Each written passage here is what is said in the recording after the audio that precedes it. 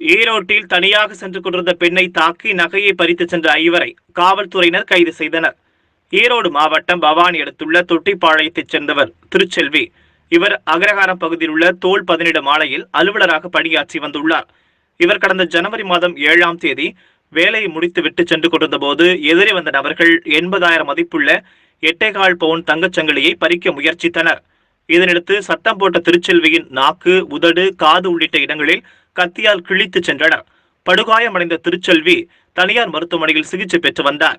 இச்சம்பவம் தொடர்பாக கருங்கல்பாளையம் காவல்துறையினர் தீவிர விசாரணை நடத்தி வந்தனர்.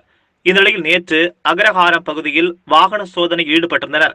காவல்துறையினரின் விசாரணையில் முன்னுக்கு பின் முரணாக பதிலளித்துள்ளனர். விசாரணையில் வீரப்பன் சத்திரத்தைச் சேர்ந்த சாம்சன், திருநெல்வேலி மாவட்டத்தைச் சேர்ந்த சிவன் பாண்டி, கார்த்திக், முகமது நசீர் மற்றும் சக்திவேல் என்பதும் இவர்கள் அக்ரஹாரத்தில் நடந்த தங்கச்சங்கிலி பறிப்பு சம்பவத்தில் தொடர்புடையது தெரிய வந்தது. காவல்துறையினர் இவர்களிடமிருந்து 8 பவுன் தங்கச்சங்கிலி, 2 இருசக்கர வாகனம், 2 கத்தி உள்ளிட்டவைகளை பறிமுதல் செய்தனர். இவர்கள் ஐவரையும் காவல்துறையினர் கைது செய்து சிறையில் அடைத்தனர்.